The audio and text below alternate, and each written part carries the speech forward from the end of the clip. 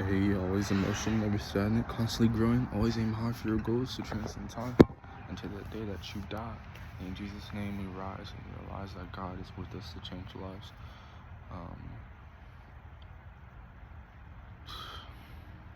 You already see the title of the video, and this might be a controversial topic to some degree, but I really want to approach this conversation with grace and understanding of all viewpoints and walks of life. So, I'm not coming at this question with malice of any kind. More so, I want to kind of explain something that's been sitting on me for a little bit, and maybe it resonates with y'all, maybe it doesn't. But why does the Bible contradict itself so much? Is a common question for non-believers and even believers sometimes as well. And it's a very convoluted and deep topic, and there's a lot of substance. It just goes deeper than what this video is going to accomplish. So part of the reason why I'm making this is for you to come to terms with this so you can go on your own journey yourself, and find the answer for yourself. But the Bible attacks a story and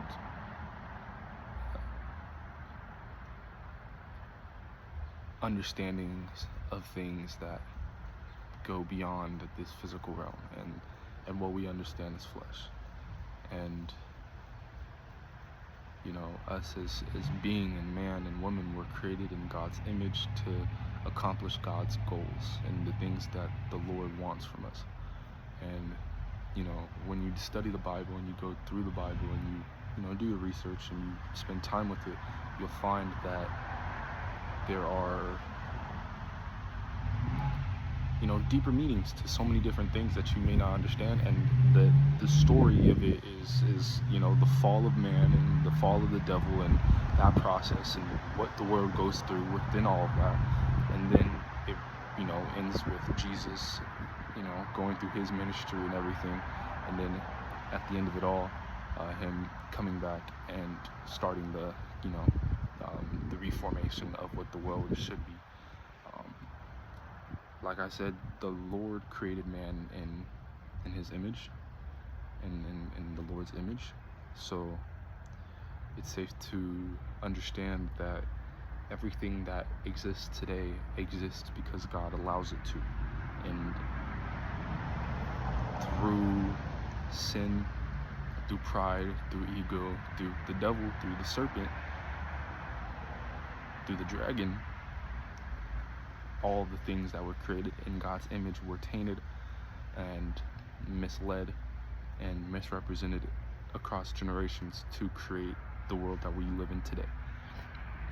So when you read the Bible and you study it, it feels like it's contradicting itself, because the Bible is pointing towards an understanding of life that completely contradicts life in of itself. Life contradicts life to a certain extent, because we have this understanding of the world as we get notoriety from status, from money, from educational goals, from walks of life that create this entity for us to worship, and like Instagram followers, and the amount of bitches that you get, and the amount of niggas that you trade off of. And it's borderline idiotic, because the notion of life is that you need to worship life itself.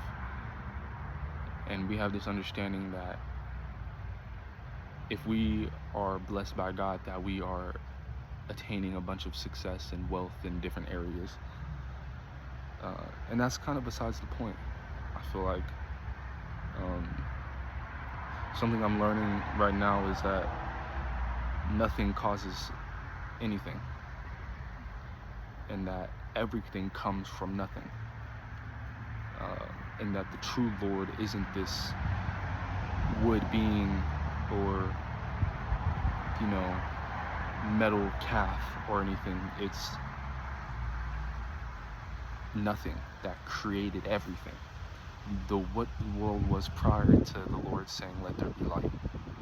That is the Lord, and every single existing being that existed within that.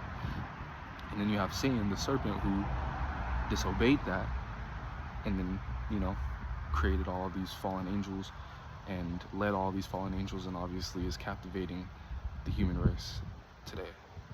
So it's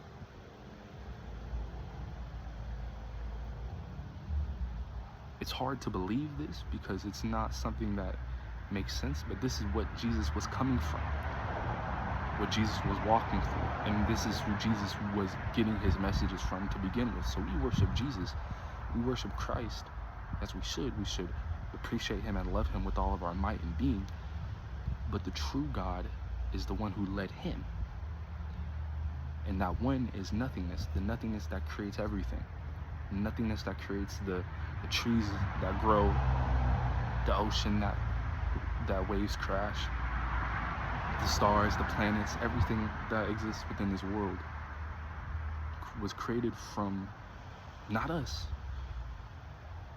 but the all nothingness that everything else comes from. So it's it sounds crazy, and it's hard to believe, but that is what life truly is. And we have been so distracted from the original plot, from history and everything else that goes on in the world at a consistent basis, that we don't have an understanding of that nothingness. And it's something that you got to learn and grow with. But truly, that comes from within, and that comes from inner awareness and understanding what is going on inside, who you are, and then connecting with that being, and then evolving that being, and not having any guilt or shame from that being, but instead growing from that being and evolving every step of the way. So one is understanding who you are and who you are within, connecting with the being that God created, and then understanding that God created everything in the same way, and then coming to terms with that. But instead we get caught up on all these other aspects of the walk, and it's part of the process. I'm not going to sit here and act like I'm the most intelligent individual. I've entered this path of life where I feel like I need to keep learning, because if I want to come through this process of showing others the way and teaching others the way, I need to have knowledge. So I'm searching, but at the end of it all, it's all meaningless, because it comes from what? Nothing. And it'll all come back to nothing. Nothing is everything, and everything comes back to nothing, but nothing causes anything. So we exist in this world, and we have trials and tribulations and things going on that seem hard to bear, but in reality it's just a situation that we have to go through in order to realize the bigger calling that we're set to achieve on this planet. So the Bible contradicts itself, because it's supposed to deter us from this understanding of life as we get the happiness and the peace from external sources. It's contradicting the world that we have built as humans race. It's contradicting the world that us as humans have built off the back of the devil, and all of the entities that worship and serve Satan in that process.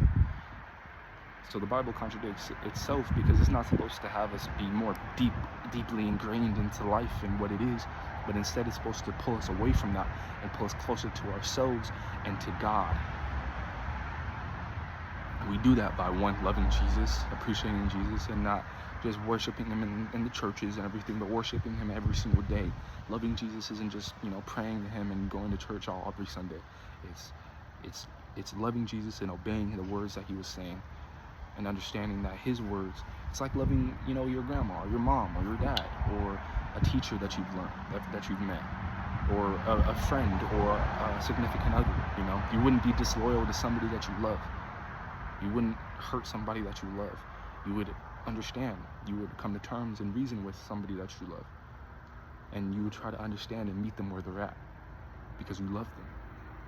So that is what that is. But the Bible contradicts it. I'm trying to keep it in this wheelhouse because, you know, it's a very, like I said, convoluted topic, and it'll get very, very messy very quickly. But the Bible contradicts itself because it's trying to pull us away from the understanding that we have of the world right now as a collective. There's so much evil that goes on because human consciousness as a collective is hyper fixated on that evil. But if we had an understanding, if we had a more collective understanding of good and righteousness, then we would see that, and it would be represented like that in the elites, in the leadership that we have. And that's the reason why nations are at war, because us as a collective are continuously operating in this cesspool of evil every single day. And until we switch out of that mode, until we get into another mode, the cycle is going to continue to repeat itself, and it has been repeating itself for millennia. So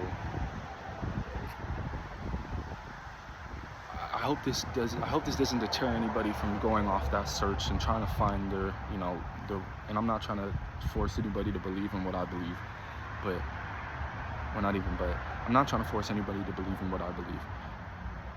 I just want to help you understand why it seems like the Bible is contradicting itself.